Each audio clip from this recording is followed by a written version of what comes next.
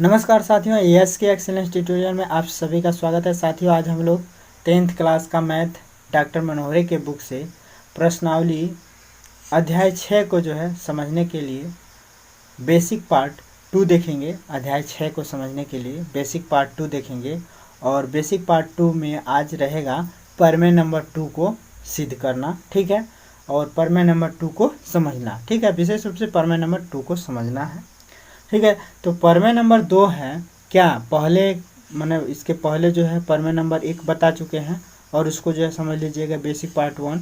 तो basic part 2 में हम लोग प्रमेय नंबर 2 को समझेंगे।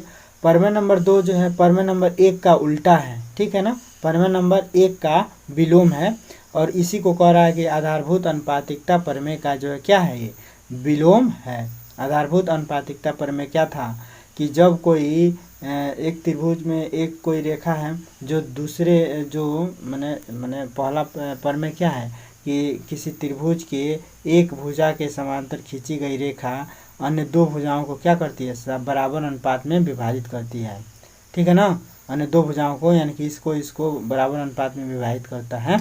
यह था प्रमेय नंबर 1। क्या था कि यदि किसी त्रिभुज की एक भुजा के समांतर, यानी कि मान लीजिए ए बी सी एक त्रिभुज है, ठीक है, और एक भुजा के समांतर का मतलब बीसी के समांतर अगर कोई रेखा डी ई खींच देते हैं तो यह जो है क्या, यह रेखा अगर समांतर है तो यह क्या करेगी, इसको इसको और इसको एक अनुपात में विभाजित कर देगी और बराबर अनुपात होंगे, ठीक है ना। यानी कि ए डी बटे डी बी बराबर होगा ए ई बटे ई सी के, ठीक है। इसको हम लोग सिद्ध भी कर चुके हैं। लेकिन अब इसी का उल्टा है कि यदि ए डी बटे डी बी बराबर हो ए ई बटे ई सी के तो यह रेखा इसके समांतर होगी, ठीक है। अब यह रेखा जो है इसके समांतर होगी, इसको हम लोग को सिद्ध करना है इस थ्योरम में, ठीक है। और इस थ्योरम में जो क्या कहा गया है कि जब कोई रेखा किसी त्रिभुज की दो भुजाओं को, जब कोई रेखा किसी त्रिभुज की दो भुजाओं को समान अनुपात में विभाजित करती है, कहने का मतलब ये है कि जब कोई रेखा है और इसको जो समान अनुपात में विभाजित कर रही है तो इसका मतलब है कि वह रेखा जो है क्या होगी, समांतर होगी, ठीक है ना। समान अनुपात में विभाजित करती है तो यह रेखा तीसरी भुजा के समांतर होती है, ठीक है ना। यह जो है ये दूसरा प्रमेय कहता है कि जब यह और यह जो है क्या है, बराबर अनुपात में है तो ये क्या होंगी, एक दूसरे के, यह रेखा जो है इसके समांतर होगी, ठीक है। तो जो है प्रमेय नंबर 1 कहता है, ठीक है। अब जो है हम लोग यहाँ पे लिखेंगे हल। तो हल में जो है क्या लिखेंगे कि एक त्रिभुज जो है ए बी सी है, ठीक है, और उस पे जो है एक रेखा हम लोग यम खींचते हैं जो क्या है, बी सी के समांतर है, ठीक है ना। बी सी के समांतर है। फिलहाल में हम लोग क्या खींचेंगे, यम रेखा भुजा ए बी को जो है, अब यह जो है रेखा यम जो है ए बी को जो है क्या करती है, डी पे विभाजित करती है। भुजा ए बी को जो है क्या करती है, डी पे विभाजित करती है, और भुजा ए सी को जो है क्या करती है, ई पर विभाजित करती है, ठीक है, विभाजित करती है। और इस प्रकार विभाजित करती है कि ए डी बराबर हो जाता है डी बी के और ए ई बराबर हो जाता है ई सी के, ठीक है। इस प्रकार विभाजित करती है, इस प्रकार प्रतिच्छेदित करती है कि ए डी बराबर हो जाता है डी बी के और ए ई बराबर हो जाता है ई सी के। यह जो है थ्योरम में कहा जा रहा है, यह जो है बात थ्योरम में कहा जा रहा है, ठीक है ना।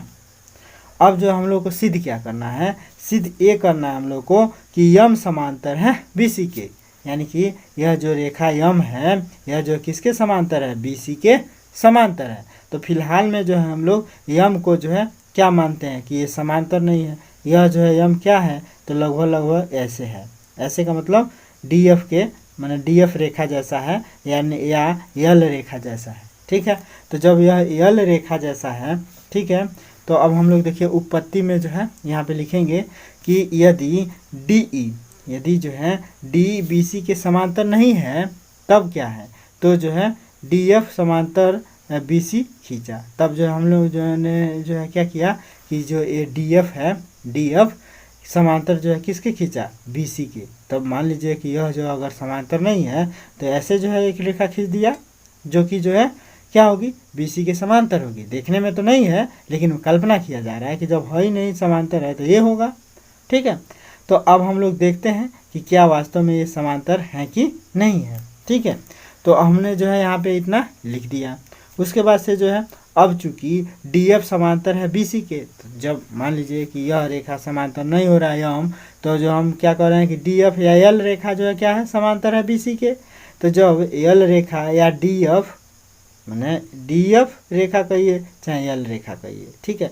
तो जब डी एफ जो है समांतर है बी सी के, तो जब पहला पर में क्या कहता है कि जब कोई रेखा इसके समांतर है तो इतना बटे इतना बराबर होगा इतना बटे इतना, यानी कहने का मतलब है कि क्या हो जाएगा, तो जब यह जो है डी एफ जो है बी सी के समांतर है तो आधारभूत अनुपातिक प्रमेय के अनुसार क्या हो जाएगा कि ए डी बटे डी बी बराबर हो जाएगा ए एफ बटे एफ सी। इसको जो है तर्क एक लिख देते हैं, इसको जो है तर्क एक लिख देते हैं, ठीक है ना। मैंने कहने का मतलब ये है कि जब डी एफ जो है क्या है, समांतर है किसके, बी सी के, मान लिया गया है। तो जब डी एफ समांतर है बी सी के तो ए डी बटे डी बी बराबर हो जाएगा ए एफ बटे एफ सी के, होगा ना, क्योंकि यह आधारभूत अनुपातिक प्रमेय कहता है कि जब कोई समांतर रेखा तीसरी दो त्रिभुज के अन्य दो भुजाओं को विभाजित करती है तो यह जो इनको जो है बराबर अनुपात में विभाजित करती है।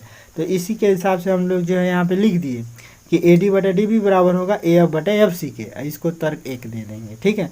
परंतु दिया हुआ है क्या कि ए डी बटे बी डी ए डी बटे डी बी बराबर है ए ई बटे ई सी के, यह जो है दिया हुआ है हम लोगों को, ठीक है ना। यह जो है यही तो दिया हुआ है कि जो है ए डी बटे डी बी बराबर है ए ई बटे ई सी के, यह जो है हमारा प्रमेय कहता है, ठीक है ना। यह जो है हम लोग का प्रमेय कहता है। तो यहाँ पे लिख देंगे कि चूँकि यह जो है दिया हुआ है कि ए डी बटे डी बी बराबर है ए ई बटे ई सी के, ठीक है। तो तर्क 1 और 2 से अब देखिए ना कि यहाँ पर ए डी बटे डी बी बराबर है ए एफ बटे एफ सी के, और यहाँ पे भी ए डी बटे डी बी बराबर है ए ई बटे ई सी के। तो क्या यह जो है इसके बराबर है, यही चीज़ इसके बराबर है, तो यह दोनों आपस में बराबर हो जाएंगे कि नहीं हो जाएंगे।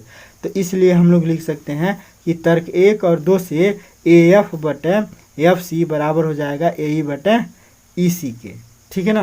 भाई कोई भी चीज़ मान लीजिए यह बराबर है, मान लीजिए यह चीज़ 2 के बराबर है और यह भी 2 के बराबर है, तो इसका मतलब ये दोनों भी 2 के बराबर होंगे, यानी कि ये भी आपस में बराबर होंगे। भाई यह इसका मित्र है और यही इसका भी मित्र है, तो ये भी तो आपस में मित्र होंगे, हैं, ठीक है। तो अब हम लोग जो है इससे जो है तर्क दे देंगे कि ए एफ बटे एफ सी बराबर हो जाएगा ए ई बटे ई सी के, तर्क 1 और 2 से, ठीक है। तो अब देखिए इन दोनों में हम लोग जो है क्या करेंगे, 1 जोड़ देंगे। तो 1 जोड़ने से फ़ायदा क्या होगा कि इसको अब ए एफ प्लस में 1 जोड़ेंगे, ए एफ बटे एफ सी में 1 जोड़ेंगे तो ये हो जाएगा ए एफ धन एफ सी बटे एफ सी, ये हो जाएगा ए ई बटे ए ई प्लस ई सी बटे में ई सी, ठीक है। तो ए एफ धन एफ सी बराबर क्या हो जाएगा, ए सी हो जाएगा ना, अब बटे एफ सी, ए एफ देखिए ना, ए एफ बटे ए एफ धन एफ सी बराबर हो जाएगा ए सी, ठीक है। ए डी धन डी बी बराबर हो जाएगा ए बी, ठीक है। तो यही बात जो है यहाँ पे लिख रहे हैं, ठीक है। तो ए एफ धन एफ सी बराबर हो जाएगा ए सी बटे एफ सी, ए ई धन ई सी बराबर हो जाएगा ए सी बटे ई सी। तो ये भी ए सी ये भी ए सी, तो ये बराबर है, अंश जब बराबर है तो हर भी जो है क्या हो जाएंगे, बराबर लिख सकते हैं, ठीक है ना। कहने का मतलब ये है कि ए सी बटे एफ सी ए सी बटे ई सी, तो यहाँ हम लोग लिख सकते हैं कि एफ सी बराबर है ई सी के, ठीक है, एफ सी बराबर है ई सी के। अरे कहने का मतलब ये है कि यहाँ मान लीजिए ए सी अगर 1 है तो यहाँ भी 1 होगा। कहने का मतलब ये है कि अगर हम लोग अंक से अगर नहीं ऐसे समझ में आ रहा है तो अगर अंक से देखा जाए तो ए सी को अगर 1 मानते हैं, यहाँ भी ए सी को 1 मानते हैं, बराबर अंक है तो 1 मानेंगे, यहाँ भी 1 लिखेंगे।